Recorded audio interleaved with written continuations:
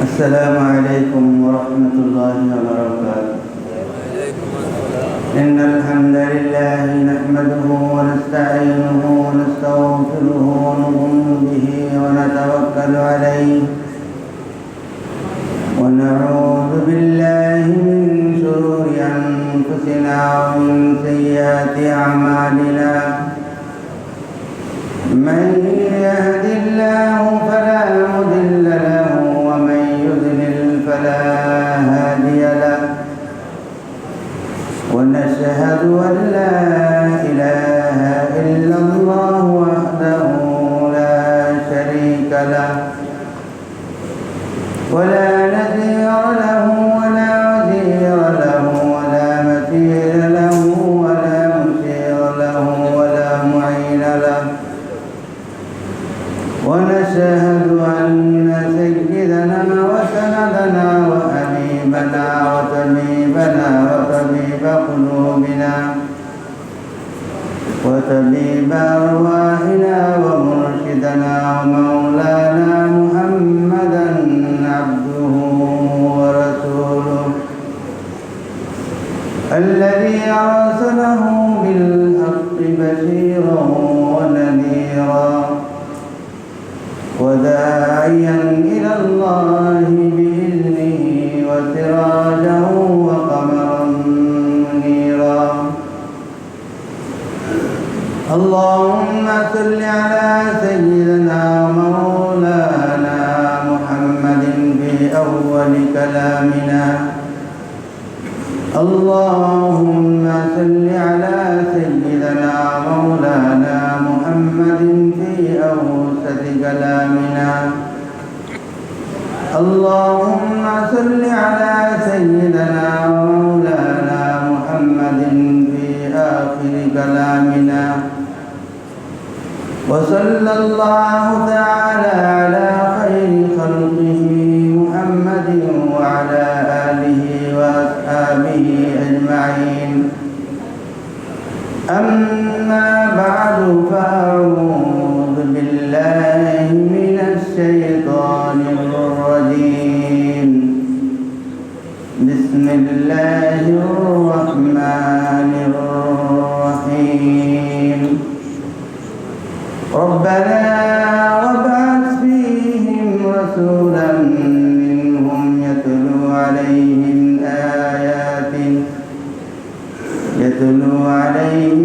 آياته ويزكيهم ويعلمهم الكتاب والحكمة. صدق الله مولانا العظيم. وقال رسول الله صلى الله عليه وسلم: إن العلماء ورثة الأنبياء وإن الأنبياء لم يورثوا دينارا ولا درهما ولكن ورثوا العلم فمن أخذه أخذ بحظ وافر أو كما قال عليه الصلاة والسلام. उपस्थित मुहतरम हाज़िरीन, नहायत काबिल एहतराम मुअज़्ज़ज़ मुसल्लियान करम, अल्लाह जल्ला शानुहु लाखो कोटी शुक्रिया। जल्ला रब्बुल आलमीन আমাদেরকে এই পবিত্র দিনে আল্লাহ রব্বুল আলামিনের মহান হুকুম জুমার নামাজ আদায়ের উদ্দেশ্যে আল্লাহর ঘর মসজিদে আগে আগে উপস্থিত হয়ে দিনে কিছু আলোচনা করা এবং শুনবার আল্লাহ পাক আমাদেরকে তৌফিক দিয়েছেন। এই জন্য আমরা আমাদের সকলে অন্তরের অন্তঃস্থল থেকে শুকর আদায় করি আলহামদুলিল্লাহ। আমি আপনাদের সামনে পবিত্র কোরআনে কারীমের একটি আয়াত পড়েছি। হযরত ইব্রাহিম আলাইহিস সালাতু ওয়াস সালাম একটি দোয়া করেছিলেন, রব্বানা ওয়াবআস ফীহিম রাসূলান মিন আনফুসিহিম হে রব্বুল আলামিন, যে মানব জাতির মধ্যে এমন এক শখসিয়ত, এমন এক ব্যক্তিত্ব আপনি প্রেরণ করুন, যার কয়েকটি গুণের জন্য কয়েকটি গুণের কথা হযরত ইব্রাহিম আলাইহিস সালাতু ওয়াস সালাম দোয়া করেছেন। তার মধ্যে একটি হচ্ছে রব্বানা ওয়াবআস ফীহিম রাসূলাম মিনহুম ইয়াতলু আলাইহিম আয়াতি, যে আল্লাহ তাআলার পয়গাম মানুষের কাছে পৌঁছাবে। ইয়াতলু আলাইহিম আয়াতিহি ওয়া ইউযাক্কিহিম, এবং মানুষের দিলকে পাক সাফ করবে। ওয়া ইউআল্লিমুহুমুল কিতাব, এবং মানুষকে কিতাবের জ্ঞান শিক্ষা দিবে। হযরত ইব্রাহিম আলাইহিস সালাতু ওয়াস সালামের এই দোয়াকে আল্লাহ তাআলা কবুল করেছেন। যে হযরত রাসূল আকরাম সাল্লাল্লাহু আলাইহি ওয়াসাল্লাম বলেন যে আমি হচ্ছে হযরত ইব্রাহিম আলাইহিস সালাতু ওয়াস সালামের দোয়া। যে ইব্রাহিম আলাইহিস সালাতু ওয়াস সালাম আমার জন্য দোয়া করছেন, আর সেই দোয়া আল্লাহ রাব্বুল আলামিন কবুল করেছেন। এই দোয়ার মধ্যে কি ছিল? ইয়াতলু আলাইহিম আয়াতিহি, আল্লাহর বাণী, আল্লাহর পয়গাম মানুষের কাছে পৌঁছাবে। ওয়া ইউযাক্কিহিম, এবং মানুষের দিলকে পাক সাফ করবে। তাজকিয়া বলা হয় যে মানুষের মধ্যে আখলাকে রাজিলা, যে মন্দ স্বভাব, মন্দ গুণ, এই মন্দ গুণগুলোকে দূর করবে এবং মানুষের মধ্যে উত্তম গুণ পয়দা করবে। এই উত্তম গুণ পয়দা করার জন্য আল্লাহ তাআলা যুগে যুগে হযরত আম্বিয়া কেরামকেও প্রেরণ করেছেন। হযরত রাসূল আকরাম সাল্লাল্লাহু আলাইহি ওয়াসাল্লামের নবুয়ত প্রাপ্তির 23 বছরের জিন্দেগি, যখন হুজুর সাল্লাল্লাহু আলাইহি ওয়াসাল্লামের নবুয়তের ঘোষণা করছেন, 40 বছর বয়সে যখন হুজুর সাল্লাল্লাহু আলাইহি ওয়াসাল্লামের নবী হওয়ার নবুয়তের কথা তিনি ঘোষণা করলেন, এই 23 বছরের জিন্দেগিতে, 23 বছরের নবুয়তের জিন্দেগিতে হুজুর সাল্লাল্লাহু আলাইহি ওয়াসাল্লাম এমন মানুষের সামনে এবং এমন মানুষদেরকে তাদের দিল পাক সাফ করছেন এবং এমন একটা দল গঠন করে গেছেন যে হুজুর সাল্লাল্লাহু আলাইহি ওয়াসাল্লামের অবর্তমানে আনেওয়ালা উম্মত, যে উম্মত সামনে আসবে তাদের জন্য হকের মাপকাঠি। এই জন্য হযরত সাহাবায়ে কেরাম রিদওয়ানুল্লাহি তাআলা আলাইহিম আজমাইনকে বলা হয় হকের মাপকাঠি বা মেয়ারে হক। হযরত রাসূল আকরাম সাল্লাল্লাহু আলাইহি ওয়াসাল্লাম সাহাবাদেরকে সেভাবেই গঠন করে গেছেন, তাদের দিলকে সেভাবেই পাক সাফ করে গেছেন। আল্লাহ রাব্বুল আলামিনকে আমরা মাবুদ হিসাবে মানি। মাবুদ কাকে বলে? যার ইবাদত করা হয় তাকে মাবুদ বলে। আর আল্লাহ রাব্বুল আলামিন মাবুদ, এবং সেই মাবুদ হওয়া এটা আমাদেরকে মানতে হবে। হযরত আম্বিয়া কেরাম মাসুম, তারা নিষ্পাপ, তাদেরকে আমাদের নিষ্পাপ মানতে হবে। হযরত সাহাবায়ে কেরাম তারা মাহফুজ, অর্থাৎ যে বাশারিয়ত হিসাবে ভুল ত্রুটি হইতে পারে, গুনাহ হয়ে যেতে পারে, কিন্তু আল্লাহ তাআলা নামায়ে আমাদের মধ্যে তাদের গুনাহ দুনিয়াতেই মিটাইয়া দেন। হযরত সাহাবায়ে কেরাম রিদওয়ানুল্লাহি তাআলা আলাইহিম আজমাইন তাদের শিক্ষা এবং তারা উম্মতকে যেভাবে গঠন করেছেন, মানুষের যেভাবে দিলকে পাক সাফ করেছেন, আইম্মায়ে মুজতাহিদিন তারা হচ্ছে মাজুর। মাজুর বলা হয় যে আন্নাল মুজতাহিদা ইজা ইজতাহাদা ফাআসাবা ফালাহু আজরান, যে তারা যখন কোরআন এবং হাদিসের মধ্যে সুস্পষ্ট কোনো একটা বিষয়ে তারা না পান, তখন কোরআন এবং হাদিস থেকে মসলা মাসাইলকে সংকলন করে মানুষের সমস্যা, মানুষের জটিলতাকে নিরসন করেন। তাদেরকে বলা হয় মুজতাহিদ। আর মুজতাহিদ সে যখন কোনো একটা বিষয়কে ইজতিহাদের মাধ্যমে, গবেষণার মাধ্যমে বের করেন, ফালাহু আজরান, আল্লাহ পাক তাদের আমলনামার মধ্যে 2টি নেকি লেখেন। ওয়াল মুজতাহিদু ইযা ইখতিউ ফালাহু আজরুন, মুজতাহিদ যদি ভুল করে, তার ভুল হয়ে যায়, তবু তার আমলনামার মধ্যে 1টি নেকি লেখা হয়। এই জন্য মুজতাহিদ তাদেরকে বলা হয় মাজুর। 5 নম্বর, আল উলামা ওয়ারাসাতুল আম্বিয়া, আলিমরা হচ্ছে দুনিয়াতে নবীদের ওয়ারিস। আল্লাহ তাআলা মাহবুদ এবং মাহবুদ হিসাবে তাকে মানতে হবে, এবং তিনি মাহবুদ হওয়ার যোগ্য, উপযুক্ত। হযরত আম্বিয়ায়ে কেরাম মাসুম, তারা নিষ্পাপ হিসাবে আমাদেরকে মানতে হবে। হযরত সাহাবায়ে কেরাম তারা মাহফুজ, গুনাহ থেকে মুক্ত থাকেন, এবং সেই মাহফুজ আমাদের আকীদা, আকায়েদ, সেই বিশ্বাসকে আমাদের ঠিক করতে হবে। আইম্মায়ে মুজতাহিদিন, মুজতাহিদ তারা মাজুর, সেই মাজুর হিসাবে আমাদেরকে মানতে হবে।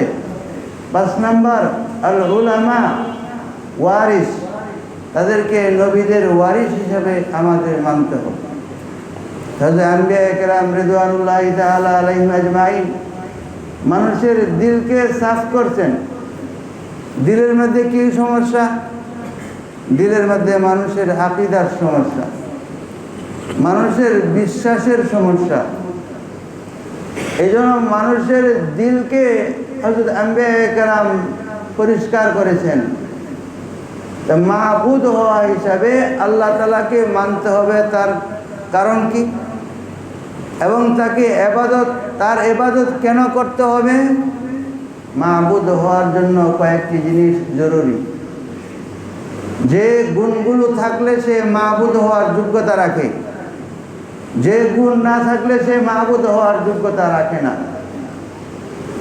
যে যোগ্যতা যার মধ্যে নাই, সে কোনোদিন উপাস্য হইতে পারে না, সে কোনোদিন মাহবুদ হইতে পারে না। আমরা আল্লাহ তাআলার ইবাদত কেন করব? যে আল্লাহ রাব্বুল আলামিন এর মধ্যে এমন কিছু জরুরি গুণ আছে যে গুণ অন্য কারো মধ্যে নাই। যেমন আল্লাহ তাআলা রাজিক, রাজ্জাক, রাজ্জাকিয়তের সিফত। আল্লাহ তাআলা রিজিক দাতা। দুনিয়ার এমন কেউ নাই যে এই দাবি করতে পারে যে আমি সকলকে রিজিক দেই, আমি রাজ্জাক। তাহলে তার উপাসনা হবে, তারই ইবাদত হবে, যিনি মাখলুককে বাঁচার মতো জীবন উপকরণ দাতা, দেনেওয়ালা আর কেউ নেই। রাজ্জাক হওয়ার জন্য জরুরি হাইয়ুন, জীবিত হওয়া, চিরঞ্জীব হওয়া, যে চিরকাল বেঁচে আছেন, বেঁচে থাকবেন, এমন গুণ তার মধ্যে দরকার। দুনিয়ার মানুষ ভুল পথে, ভুল বিশ্বাসে, ভুল আকীদায় যাদেরকে উপাস্য বানিয়ে নিয়েছে, হইতে পারে সে কোনো এক কালে কোনো বড় ব্যক্তিত্ব ছিল, কিন্তু বেঁচে নাই, সে চিরঞ্জীব না। চিরঞ্জীব না হইলে তার উপাসনা হয় না। আল্লাহ তাআলা হাইয়ুন, তিনি চিরঞ্জীব। মাবুদ হওয়ার জন্য এই গুণ, এই সিফত জরুরি। নম্বর 3, যে মাবুদ হওয়ার জন্য যে আলিমুল গায়ব হইতে হবে। আলিমুল গায়ব, যে মা কান ওয়া কান, যা ছিল না এবং যা আছে এবং যা হবে, সব কিছু সম্পর্কে যার জ্ঞান আছে, এমন সত্তা, এমন সত্তার মধ্যে যে এই গুণ থাকবে, সেই একমাত্র উপাস্য এবং উপাসনা এক উপযুক্ত। এই জন্য আমরা আল্লাহ তাআলার ইবাদত করি, যে আল্লাহ তাআলা যে মা কান এবং কান, যা ছিল না এবং যা আছে, সব কিছুর তিনি জানতা, সব কিছু তিনি জানেন, আর কেউ জানে না, একমাত্র আল্লাহ রাব্বুল আলামিন তিনি জানেন, অন্য আর কেউ জানেন না। এই বিশ্বাস দিলকে অন্য সব কিছু থেকে পবিত্র করতে হবে। হযরত রাসূল আকরাম সাল্লাল্লাহু আলাইহি ওয়াসাল্লাম যখন বিদায় হজের মধ্যে কুরবানি করছেন, তখন একটি কুরবানি হুজুর সাল্লাল্লাহু আলাইহি ওয়াসাল্লাম গোটা উম্মতের পক্ষ থেকে করছেন, আর বলছেন যে হে পরওয়ারদিগার, তুমি আমার এই কুরবানিকে তুমি কবুল করো ওই সকল লোকদের পক্ষ থেকে যারা তুমি আল্লাহকে এক হিসাবে জানে, ওই সকল ঈমানদার যারা তোমাকে এক মনে করে, তোমাকে এক হিসাবে জানে, এবং সেই অনুপাতে তারা তোমার ইবাদত করে, তাদের পক্ষ থেকে এই কুরবানিকে তুমি কবুল করো। তা মাবুদ হওয়ার জন্য ইবাদত কেন করব? যে যার মধ্যে এই গুণ আছে, তাকেই আমরা একমাত্র ইবাদত করব, অন্য কারো ইবাদত আমরা করব না। হযরত আম্বিয়া কেরাম তারা নিষ্পাপ, তারা মাসুমিয়তের দাবি রাখে, যে আল্লাহ তাআলা তাদেরকে সম্পূর্ণ গুনাহমুক্ত করে সৃষ্টি করেছেন। সাধারণ উম্মতি, সাধারণ মানুষ, আর আম্বিয়া কেরাম তারাও মানুষ, তবে বাশারিয়তের মধ্যে মানুষ হওয়া হিসাবে একটু পার্থক্য। যে কি পার্থক্য? যে সাধারণ মানুষকে আল্লাহ তাআলা সাধারণ মাটির দ্বারা তিনি সৃষ্টি করেছেন, আর হযরত আম্বিয়া কেরাম তাদেরকে আল্লাহ তাআলা জান্নাতের মাটি দ্বারা তৈরি করেছেন। এই জন্য জান্নাতি মাটির মধ্যে কোনো গুনাহ হইতে পারে না, জান্নাতি মাটির মধ্যে কোনো খারাপ আখলাক থাকতে পারে না। এই জন্য সমস্ত আম্বিয়া কেরাম, যে শুরু থেকে নিয়ে শেষ পর্যন্ত আমাদের নবী হযরত মুহাম্মদুর রাসূলুল্লাহ সাল্লাল্লাহু আলাইহি ওয়াসাল্লামকে নবুয়তের প্রাথমিক কালে 23 বছরের নবুয়তের জিন্দেগিতে কত ধরনের অপবাদ তাকে দিয়েছে। কখনো তাকে পাগল বলেছে, কখনো তাকে জাদুকর বলেছে, কখনো তাকে কবি বলেছে, উম্মাদ বলেছে, বিভিন্ন দোষে দোষী করে হযরত রাসূল আকরাম সাল্লাল্লাহু আলাইহি ওয়াসাল্লামকে অপবাদ দেওয়ার চেষ্টা করছে। কিন্তু হযরত রাসূল আকরাম সাল্লাল্লাহু আলাইহি ওয়াসাল্লাম তিনি নবী, তিনি নিষ্পাপ। হযরত রাসূল আকরাম সাল্লাল্লাহু আলাইহি ওয়াসাল্লাম বলেন যে ওয়াল্লাযী নাফসি বিয়াদিহি, যে আমার এই শ্বাস প্রশ্বাসের যিনি মালিক, যিনি আমাকে জীবন দান করেছেন, যিনি আমাকে জীবন দিয়েছেন, তার সত্তার কসম, আমি আল্লাহ রাব্বুল আলামিনের পক্ষ থেকে যা হক, যা সত্য, তাই আমি বলি। ওয়ামা ইয়ানতিকু আনিল হাওয়া ইন হুয়া ইল্লা ওয়াহয়ু ইউহা। আল্লাহর পক্ষ থেকে ইশারা না হইলে, আল্লাহর পক্ষ থেকে ওয়াহি না হইলে, আল্লাহর পক্ষ থেকে ইলহাম না হইলে কোনো কথা আমি আমার নিজের থেকে আমি বলি না। মুহাম্মদ আর গজনা গুপ্তা তানা গুপ্তে জিবরাইল, জিবরাইল আর গজনা গুপ্তা তানা গুপ্তে কিরতে।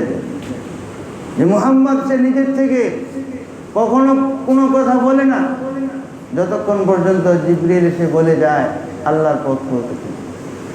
জিবরাইল কখনো নিজের পক্ষ থেকে কোনো কথা বলে না যতক্ষণ পর্যন্ত রব্বে জলিল আল্লাহ তাআলা জিবরাইলকে আল্লাহর রসুলের কাছে কিছু বলার জন্য না পাঠায়, ততক্ষণ পর্যন্ত বলে না। এই জন্য হযরত আম্বিয়া কেরাম তারা সম্পূর্ণ নিষ্পাপ। এরপরে 3 নম্বর হযরত সাহাবায়ে কেরাম, তাদেরকে মাহফুজ মনে করা এবং মাহফুজ হিসেবে তাদেরকে মান্য করা। ইমামে তবরি হযরত মায়েজে আসলামিয়া একজন সাহাবী, তার গুনাহ হয়ে গেছে, তওবা করছে।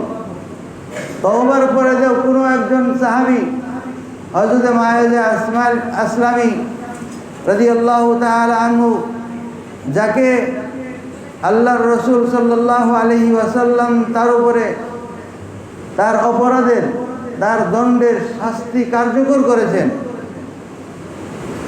তখন এক সাহাবী যখন মায়েজে আসলামিয়া সম্পর্কে যখন কিছু বলল, তখন হুজুর সাল্লাল্লাহু আলাইহি ওয়াসাল্লাম বলছেন লাকাদ তাবাল্লাহু তাওবাতাহু, যে আল্লাহ তাআলা তার তওবাকে এমনভাবে কবুল করেছেন, তোমরা শুধু তার পাপটাকেই দেখলা আর সে যে তওবা করছে সেই তওবাটাকেই দেখলা, কিন্তু তার তওবাটা তার অন্তর থেকে কেমন ছিল, যে এমন তওবা ছিল যদি আমার গোটা উম্মতকে যদি তার সেই তওবাকে ভাগ করে দেওয়া হতো, তাহলে সমস্ত উম্মত এক মায়েজে আসলামিয়ার তওবার দ্বারা সমস্ত উম্মত তারা আল্লাহর পাপ থেকে, গুনাহ থেকে তারা পবিত্র এবং পাপ পবিত্র হয়ে যায়। এমন তওবা করছে যে তওবা গোটা উম্মতকেও যে বিতরণ করে দেওয়া হয়তো সমস্ত উম্মতির সমস্ত উম্মতের মাফ হয়ে যায়।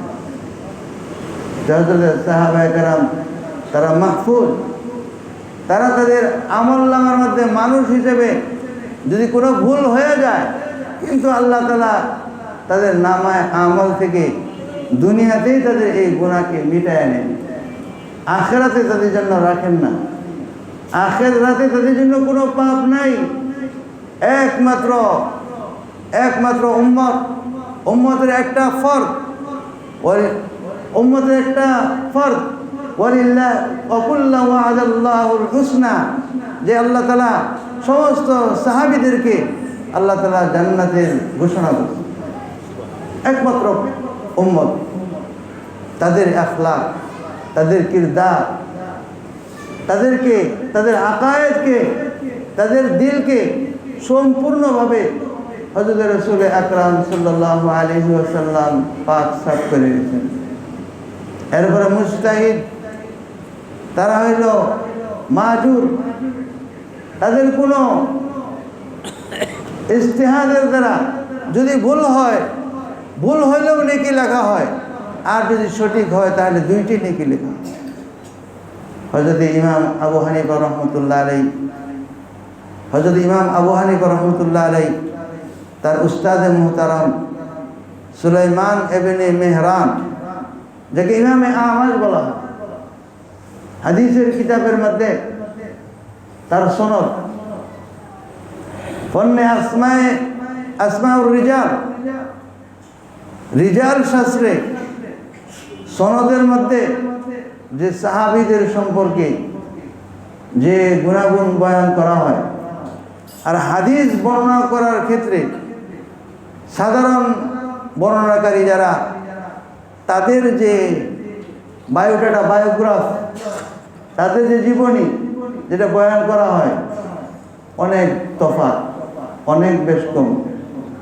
যে মুহাদ্দিস যে হাদিসের কিতাব লিখেছেন, সেই মুহাদ্দিস যার কাছ থেকে হাদিস রেওয়ায়াত করেন, ওই ব্যক্তির বায়োগ্রাফ, তার আত্মজীবনী, তার পড়াশোনা, তার ব্যক্তিত্ব, তার চরিত্র, তার আখলাক দেখা হয়। এরপর তার যে উস্তাদ আছে তাকেও দেখা হয়, তার যে দাদা উস্তাদ আছে তাকেও দেখা হয়, তার যে দাদা উস্তাদ আছে তাকেও দেখা হয়।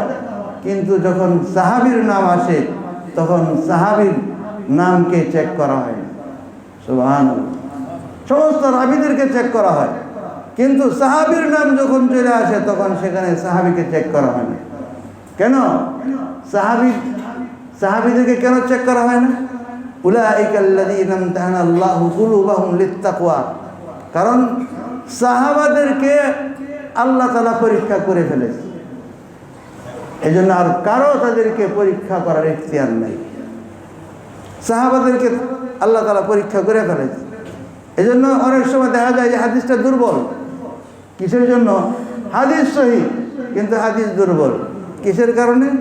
বর্ণনাকারী যে রাবী আছে সেই রাবীর কোনো দুর্বলতার কারণে, তার মেধাশক্তির দুর্বলতার কারণে, অথবা তার অভ্যাস আছে যে একটু ভেজাল লাগায় দেওয়ার।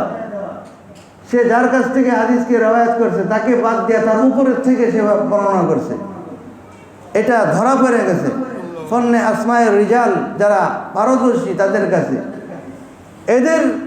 এদের সম্পর্কে যাচাই করা হয়, তাদেরকে চেক করা হয়। কিন্তু যখন সাহাবীর নাম আসে সাহাবীর নামকে চেক করা হয় না। কেন চেক করা হয় না? যে সাহাবা তাদেরকে আল্লাহ তাআলা তাদের পরীক্ষা করছে। সাহাবী কারো ভোটের মাধ্যমে হয় না, সাহাবী কারো মতের দ্বারা হয় না। সাহাবী সেই হয় আল্লাহ তাআলা যাকে সাহাবী বানিয়েছে, আল্লাহ তাআলা যাকে রাসূলুল্লাহ সাল্লাল্লাহু আলাইহি ওয়াসাল্লামের জীবদ্দশায় ঈমান দিয়ে আল্লাহ রসুলের দিদার করাইছেন, সে হলো সাহাবী। আল্লাহ তাআলা যাকে মনোনীত করছেন সে হলো সাহাবী। সাহাবী কারো মাধ্যমে হয় না।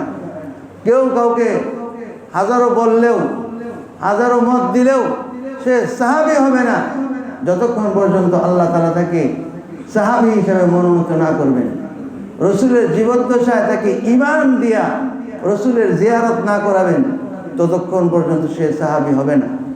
হুজুর সাল্লাল্লাহু আলাইহি ওয়াসাল্লাম জীবিত, দেখে নাই, কিন্তু ঈমানও আছে, সে কিন্তু সাহাবী। কিন্তু ঈমান নিয়ে আসছে, একটা মুহূর্ত সে বেঁচে আসিল, এক মুহূর্ত আল্লাহ রসুলকে দেখছেন, সে সাহাবী। তার কোনো যাচাই নেই, তাকে কোনো চেক করতে হয় না। এজন্য সাহাবীরা হলো মেয়ারে হক, তারা আমাদের মাপকাঠি, তারা সত্যের মাপকাঠি। তাদের ভুলভ্রান্তি হয়ে থাকলে আল্লাহ তাআলা দুনিয়াতে নামায়ে আমাল থেকে ওই ভুলকে উঠায় নিয়ে যায়। যেমন মায়েজে আসলামিয়া, তার ভুল হয়েছে, দণ্ড কার্যকর হয়েছে, কিন্তু আল্লাহ রসুল সাল্লাল্লাহু আলাইহি ওয়াসাল্লাম তাকে এমনভাবে পাক পবিত্র ঘোষণা করছেন যে তার যে তওবা, সে তওবা যদি গোটা উম্মতকে দিয়ে দেওয়া হয়তো বন্টন করে, সমস্ত উম্মত ক্ষমা পেয়ে যায়। এরপরে পঞ্চম চতুর্থ স্তর যে মুস্তাহিদ, যে হয় মাহজুর। হযরত ইমাম আবু হানিফা রাহমাতুল্লাহ আলাইহি তার উস্তাদ সুলাইমান বিন মেহরান, যার নাম আমাশ হিসেবে হাদিসের কিতাবের মধ্যে প্রসিদ্ধ, হযরত ইমামে আমাশ ইমাম আবু হানিফা রাহমাতুল্লাহ আলাইহি বলেন যে আবু হানিফা, যে তুমি এই মাসলা কিভাবে পাইলা? এটা তো কোরআনের মধ্যে নাই, হাদিসের মধ্যে নাই। তুমি এই মাসলা কিভাবে, কোথায় থেকে তুমি এটা অর্জন করলা? হযরত ইমাম আবু হানিফা রাহমাতুল্লাহ হাসছেন, হাসে বলছেন যে আপনি আমার উস্তাদ, আপনি আমার উস্তাদ জি, আপনি আমাদেরকে এই এই এই এই হাদিস শোনাইছিলেন। হযরত ইমাম আবু হানিফা রাহমাতুল্লাহ আলাইহি কি হাদিস সুলাইমান বিন মেহরান তথা ইমাম আমাশ মুহাদ্দিস তার কাছ থেকে যে হাদিস শুনছেন ওই হাদিস তাকে শোনায় দিলেন এবং শোনায়া বললেন যে উস্তাদ জি, আমি আপনার কাছ থেকে শোনা যে হাদিস আছে এই হাদিসের থেকে আমি এই মাসলাকে আমি সংকলন করছি। হযরত ইমামে আহমদ হযরত ইমাম আবু হানিফাকে বলেন, হে ইমাম আবু হানিফা, আনতুমুল ফুকাহা আল আতিব্বা, আনতুমুল ফুকাহা আনতুমুল আতিব্বা ওয়া নাহনু আস-সায়াদা। হে আবু হানিফা, তোমরা যারা ফকিহ তোমরা হলো উম্মতের ডাক্তার, আর আমরা যারা মুহাদ্দিস নাহনু আস-সায়াদা। যারা আরব দেশে গেছেন দেখবেন দোকানের মধ্যে লেখা আছে সয়দা দিয়ে ফার্মেসি। ওই ফার্মেসির দোকানের যে দোকানদার ফার্মাসিস্টের কাজ কি? ডাক্তার প্রেসক্রিপশন করলে সে ওই প্রেসক্রিপশন অনুযায়ী ঔষধ তাকে বিতরণ করে, সেখান থেকে ঔষধ ভাগ করে দেয় যে 4 ভাগের 1 ভাগ খাইবেন বা 2 ভাগের 1 ভাগ খাবেন, এটা রাত্রে খাবেন, এটা দুপুরে খাবেন, এটা সকালে খাবেন। এটাকে বলা হয় সায়াদেলা। আনতুমুল আতিব্বা ওয়া নাহনু আস-সায়াদেলা। যে আমরা যারা মুহাদ্দিস তারা হইলাম ওই ফার্মাসিস্ট, আর তোমরা যারা ফুকাহা তোমরা হইলা ডাক্তার। হে আবু হানিফা, ওয়া আনতা ফীহিমা, তুমি এমন এক ব্যক্তি যে তোমার ভিতরে তুমি ডাক্তারও, তুমি হাদিসেরও বিশেষজ্ঞ এবং হাদিসের অন্তর্নিহিত যে জিনিস আছে সেই ফার্মাসিস্ট তুমি, উভয় গুণে বৈশিষ্ট্য তোমার মধ্যে আল্লাহ তাআলা দান করছে। উস্তাদ সাক্ষী দিতেছেন, অন্য কেউ দিতেছেন, উস্তাদ স্বয়ং বলতেছেন যে আনতুমুল আইয়ুহাল ফুকাহা আনতুমুল আতিব্বা ওয়া নাহনু আস-সায়াদা। এরপরে পঞ্চম, আল উলামা ওয়ারাসাতুল আম্বিয়া, যে আলেমরা হইল নবীদের ওয়ারিস। রাওয়াহু তিরমিজি ওয়া আবু দাউদ ওয়া সহিহ আল বুখারী। যে উলামা তারা হইল নবীদের ওয়ারিস। নবীদের ওয়ারিস মানে যে আম্বিয়া কেরাম মানুষের দিলকে পাক সাফ করত, মানুষের দিলকে পরিষ্কার করত, আল্লাহর বাণীকে মানুষের কাছে পৌঁছাইত। এখন আম্বিয়া কেরাম নাই, এই দায়িত্ব তাদের উপর, এই কাজ এখন তাদের। তারা নবীদের যে কাজ ছিল ওই কাজকে তারা বাস্তবায়ন করবে। আল উলামা ওয়ারাসাতুল আম্বিয়া ওয়া ইন্নাল আম্বিয়া লাম ইউরিসু দিনারা ওয়ালা দিরহামা।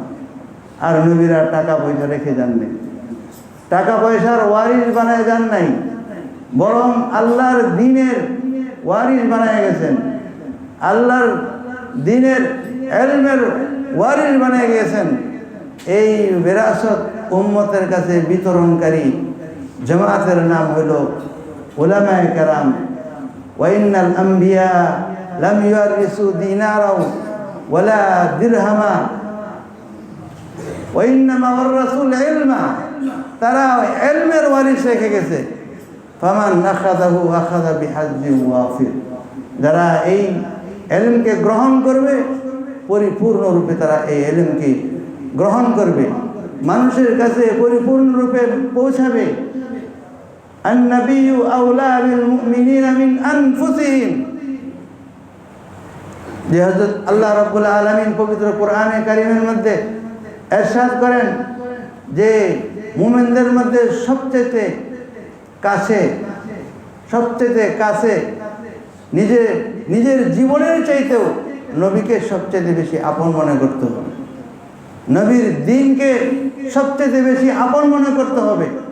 কোনো মুফাসসির বলছেন যে নিজের জীবনের সব কিছুকে যখন আল্লাহর নবীর জন্য কুরবানি করে দিবে সেই ব্যক্তি হবে আম্বিয়া কেরামের আল্লাহর নবীর সবচেয়ে বেশি কাছে। নিজের সব কিছুকে কোরবানি করা, সাহাবারা সব কিছুকে কোরবানি করেছে। যুদ্ধের ময়দান, যে ময়দানের মধ্যে ছেলেও গেছে, স্বামীও গেছে, ভাইও গেছে, আল্লাহর রসুলও গেছেন।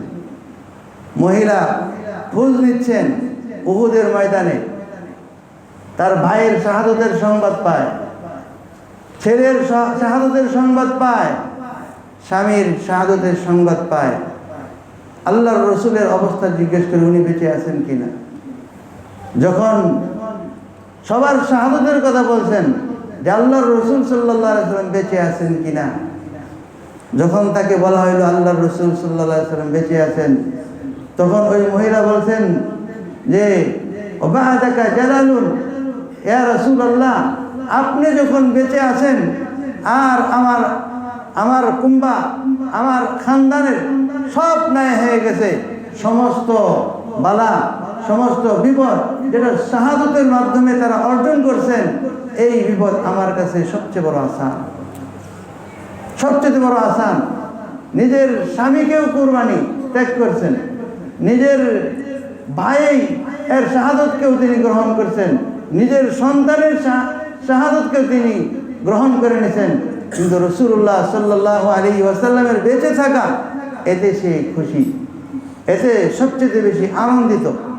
এই জন্য যে হযরত রাসূল আকরাম সাল্লাল্লাহু আলাইহি ওয়াসাল্লামকে সবচেয়ে আপন করা, সবচেয়ে বেশি আপন মনে করা, সাহাবাদের জীবনী থেকে তা পাওয়া যায় যে আল্লাহর রসুল যে সবচেয়ে বড় আপন।